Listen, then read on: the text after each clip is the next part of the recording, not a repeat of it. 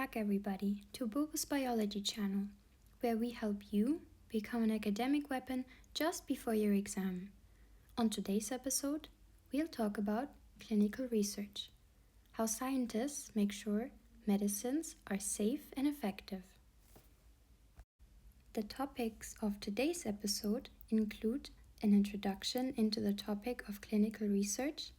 Then we are going to talk about the drug discovery process, followed by how preclinical research is conducted. Afterwards, we are going to talk about the different types and phases of a clinical trial. Then we will talk about the process of the regulatory review and the regulatory approval, followed by post-marketing surveillance. If you're already familiar with the first topics or are just here to revise a certain topic, feel free to skip to the topic you want to revise. As always, let's start with a story about our favorite character, Bobo the Curious Mouse. You see, Bobo was worried. His best friend, Barry the civil engineer beaver, had been feeling very sick. Being the problem solver that he is, Bobo stayed up late in his tiny lab, mixing all sorts of ingredients to make the perfect medicine for Barry. After days of hard work, he finally made a magical-looking potion. "Barry, try this. You'll feel as good as new," Bobo squeaked excitedly. Barry took a big gulp. But instead of feeling better, he started to glow. Bobo gasped, "Oh no, I forgot to test it first." That day, Bobo learned an important lesson. Before anyone can safely take medicine, it needs to go through clinical research. It is like testing a recipe before you serve it to your guests. Scientists need to make sure the medicine works and doesn't cause any unexpected surprises, like glowing or turning purple. Medicines help people and mice in many ways. Some cure infections, like antibiotics, others help with pain, like aspirin, and some medicines, like insulin, help manage long-term diseases. But before a medicine can help anyone, scientists have to make sure it is safe and effective. The first step is drug discovery. It all starts when scientists look for a new chemical or natural compound that might help treat a disease. Just like Bobo searching in his tiny lab for ingredients, scientists screen thousands of compounds to find one that works. For example, aspirin was discovered when people noticed that chewing willow bark helped relieve pain. Similarly, penicillin was discovered accidentally by Alexander Fleming when he noticed mold killing bacteria. Bobo too had discovered something magical, but like in real life, a discovery is just a beginning. Before anyone can use it, it has to be tested. The drug development process includes 5 phases. The first one is the preclinical research, followed by the clinical trial, then the regulatory review and the regulatory approval, and finally the post-marketing surveillance. So, let's start with the first phase, the preclinical research phase. Before humans can take a new medicine, scientists have to check if it's safe. This can be done via 2 types of preclinical studies. The first type is the in vitro studies, which are conducted in petri dishes or test tubes using cells, enzymes, or tissues. They help us understand how the drug interacts with biological targets. For example, does it block a receptor or kill a bacteria or reduce inflammation? The second type of preclinical studies are in vivo studies. In vivo studies are where the drug is tested in animal models, for example, mice, rats, rabbits, or even primates, to observe its effect in a whole living organism. This helps us study how the drug moves through the body, potential toxicity, and side effects. One example might be, one might test a pain relief drug on mice and then measure how long it takes till the pain signal reduces. Therefore, the key goals of preclinical research are, first, to assess safety by identifying any harmful effects that the drug might have on a living system. Second, to determine efficiency by testing if the drug effectively interacts with its target. Third, to understand pharmacokinetics by studying how the drug is absorbed, distributed, metabolized, and excreted. Fourth, to understand pharmacodynamics by investigating the drug's effect on the body and how it interacts with cells, proteins, and biological pathways. And finally, to establish a safe dosage range by identifying doses that provide benefits without causing significant toxicity. The preclinical studies must follow very strict guidelines set by the regulatory agencies like the FDA, the Food and Drug Administration, the EMA, the European Medicines Agency, and the ICH, the International Council for Harmonization of Technical Requirements for Pharmaceuticals. To ensure ethical and scientific integrity, preclinical research must also comply with good laboratory practice, GLP, ensuring high-quality, reproducible, and well-documented research. Let's move on to the second phase, the clinical trials. Once Bobo made sure the potion was safe in animals, it was time to test it in real patients. All clinical trials have to follow GCP, good clinical practice, and therefore must be devoid of biases. In order to do that, oftentimes placebos are used instead of the real drug. Placebos are given to some patients and others are given the real medicine. This allows one to distinguish the difference between effect of the drug and the effect of the psychological expectation of the drug. In some situations, the measure of effectivity of the new drug is also compared to a current standard drug on the market. Which patient gets the placebo, the real thing, or the standard drug is often randomized to avoid selection biases. These clinical trials can be done in two ways. Blinded trials is one method. This is where the patient doesn't know if they're taking a placebo or the real drug. It can also be done via a double-blinded trial, where neither the doctor that is giving the drug nor the patient knows if the drug that is being administered is placebo or the real drug. This is done to avoid any human biases on either side, which would mess up the result. Since both doctors and patients have to write their feelings down in a report, which should only be composed of the actual effects of the drug and should not be influenced by any unconscious biases. Since we now covered the types of clinical trials, let's look into how human testing happens in clinical trials. A clinical trial is usually composed of 3 phases. Phase 1 is the first in-human trial. The main goal is monitoring the drug's behavior in the human body. This is usually done with a small number of healthy volunteers or, in some rare cases, patients with a condition trying to be treated. The drug absorption, metabolism, excretion, and toxicity will be measured and observed. This is also known as ADME studies.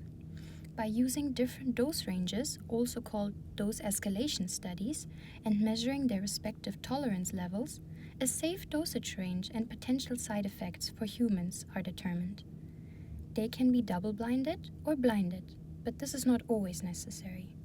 Blinding only needs to be done if we are not working with measurements, but with reports and opinions from patients or doctors to prevent biases.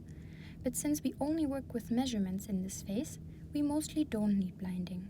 However, placebos are being used. Once the highest effective dose that has little side effects is identified, the drug may move on to phase 2. In our example, the highest effective dosage that has little side effects would be 2 pills. The chances of a drug passing this phase is about 70%. Phase 2 is used to determine if the drug actually works on the intended disease and is used to further assess the safety of the drug. This will be done with a larger group of patients, roughly about 100 to 500 patients that have the disease that the drug is intended to treat. The trial will usually involve giving different doses and then monitoring their therapeutic effects. This trial is usually conducted as a randomized control trial, called RCTs, meaning placebos are being used and it's a double-blinded trial. Since we rely on reports of patients and doctors in this phase, The success rate of a drug passing this phase are about 33%. Phase 3 is where large-scale testing is done. The purpose is the same as the previous phase, however done on a bigger scale, usually with a participant size of 1,000 to 5,000, which are spread throughout multiple hospitals and clinics worldwide. It's also used to conduct longer-term safety monitoring, and the results are almost always compared to an existing standard treatment. Also, the trial is conducted as a randomized controlled trial, meaning it's double-blinded and placebo-controlled. If the drug passes through this phase, the drug manufacturer submits a new drug application to the FDA or EMA. The success rate for this phase is about 20 to 30%. After the clinical trial is done, the next step is the regulatory review. After a drug has successfully passed through all 3 phases of human clinical trials, where it has been tested for safety, dosage, effectiveness, and side effects, the process is still not over.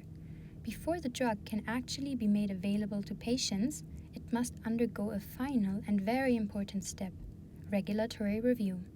But what is regulatory review? Well, the scientists who conducted the clinical trials prepared detailed reports of all their results. These reports are submitted to peer-reviewed journals. This means that other experts in the field who were not involved in the study carefully review the data, methods, and conclusions. They check whether the study was done properly, if the results are reliable and unbiased, and if the conclusion makes sense based on the data. It is important because it ensures the research is transparent, trustworthy, and scientifically sound. It allows the scientific community to spot any errors, gaps, or false claims before the drug moves forward.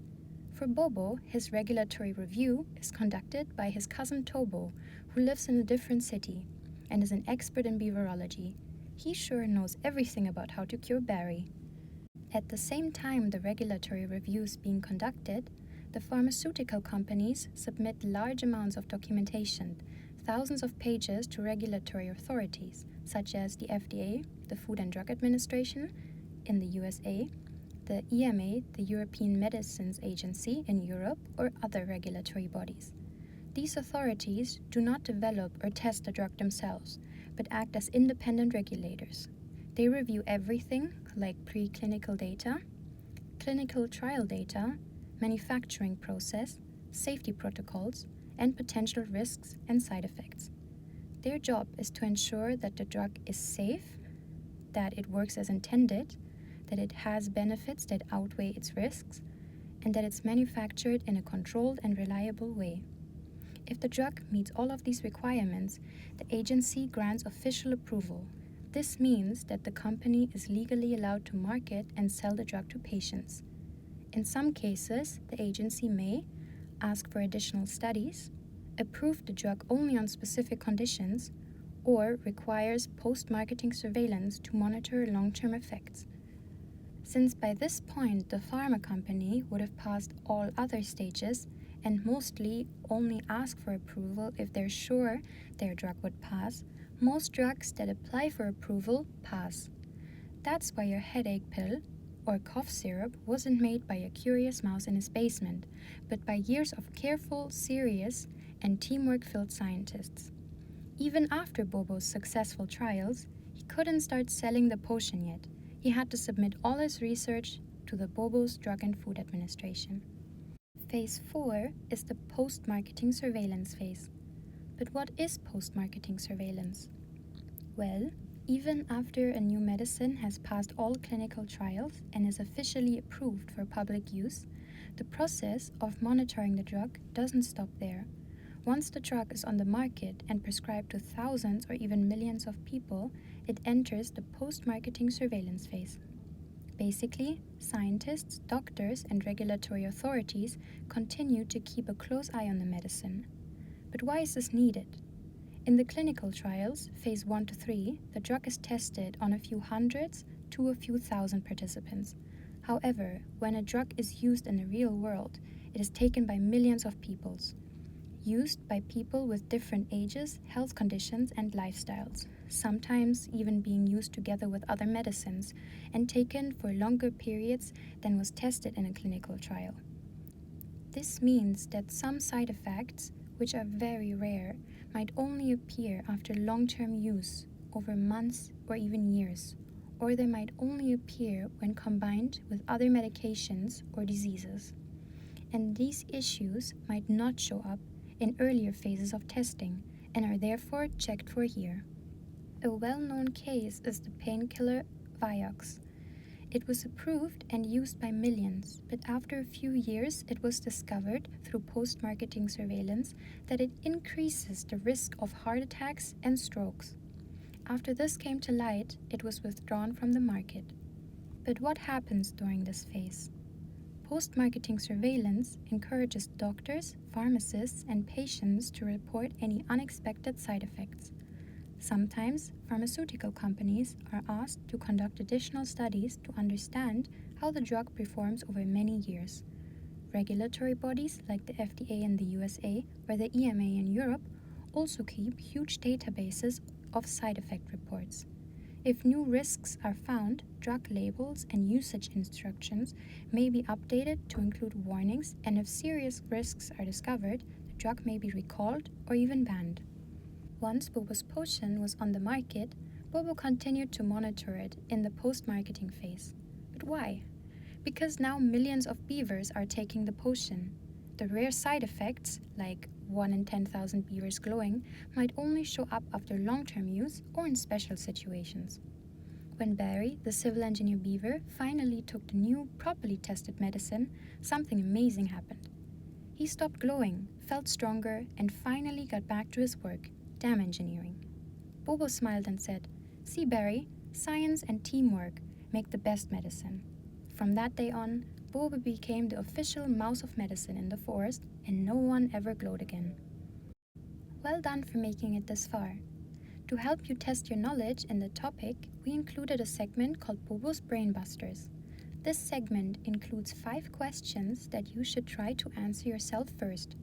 If you can't figure the answer out, try reviewing the part of the video that discusses the topic. For the timestamps, you can go back to the beginning of the video and skip to the specific topic. Let's start with question 1. What are the core goals of preclinical research before human trials begin? A. To compare the new drug to a placebo in humans. B. To make the drug taste better and look more appealing. C. To assess safety, efficiency, get ADME study measurements, and understand pharmacodynamics and dosage range. Or D. To determine which market to sell the drug in.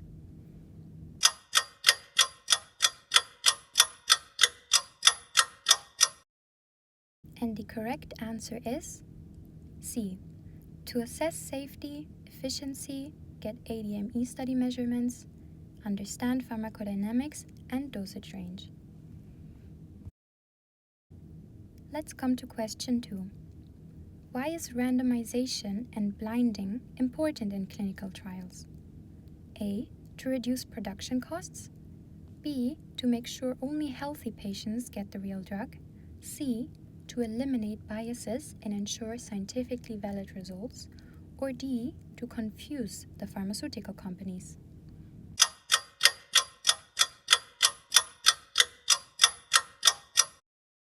And the correct answer is C. To eliminate biases and ensure scientifically valid results. Let's come to question 3. Which phase of clinical testing primarily evaluates how a drug behaves in the human body, including absorption, metabolism, and excretion? A. Phase 1. B. Phase 2. C. Phase 3.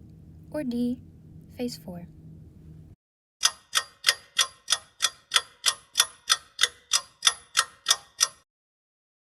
And the correct answer is answer A, Phase 1. Let's continue with question 4. What roles do regulatory bodies like the FDA or EMA play after clinical trials are completed? A. They help design the drug. B. they independently repeat the clinical trials. C. They review all trial data, manufacturing process, and risks to decide on approval. Or D. They market the drugs to hospitals.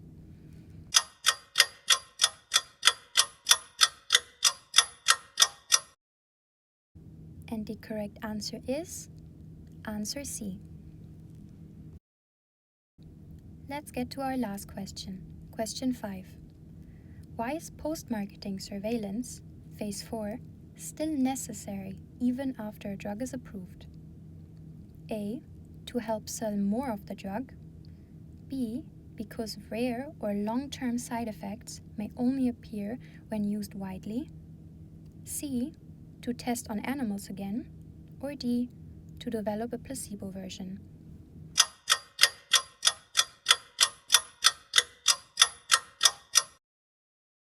And the correct answer is answer B. Well done for making it through Bobo's Brainbusters. And that was Clinical Research. We really hope you liked this video. We also want to take a moment to thank our legendary star guests. Barry the Beaver, civil engineer by choice, guinea pig by accident. He came with a cold and left with a glow. He's currently filing an insurance claim under unexpected rodent radiance. We'll keep you posted.